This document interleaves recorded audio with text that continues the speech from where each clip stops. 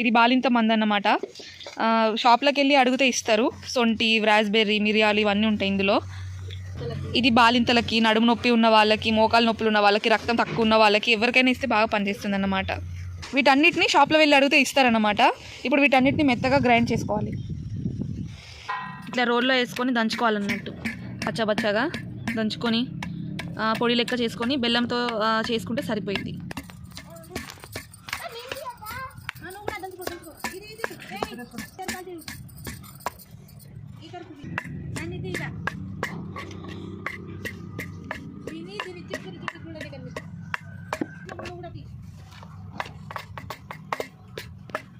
ఇలా దంచుకున్న దాన్నంతా ఒక ప్లేట్లో తీసుకోవాలన్నట్టు. ఇలా మెత్తగా దంచుకొని ఒక ప్లేట్లో తీసుకోవాలి.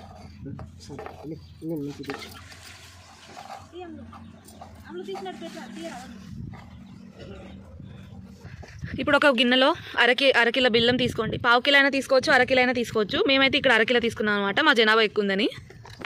ఇప్పుడు ఒక గిన్నెలో కొంచెం నూనె తీసుకొని స్టవ్ మీద పెట్టుకోవాలి, తగినంత నూనె.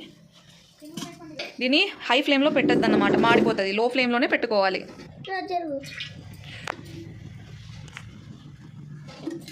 నూనె వేడెక్కాక కొంచెమే బెల్లం వేసుకోవాలి ఫస్ట్.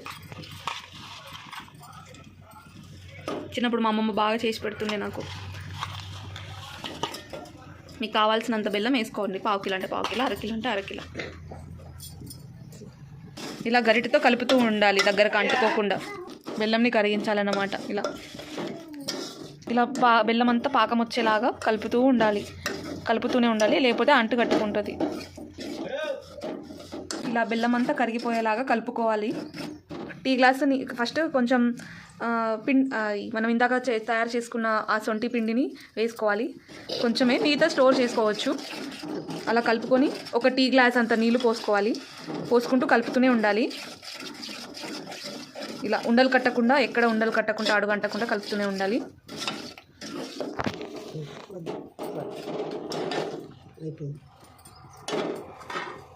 ఇలా ఒక 5 నిమిషాల దాకా కొంచెం మరిగించి గ్యాస్ స్టవ్ చేసుకొని తింటే సరిపోతుంది. బాగుందా? ప్లీజ్ లైక్ చేయండి, షేర్ చేయండి, సబ్స్క్రైబ్ చేయండి.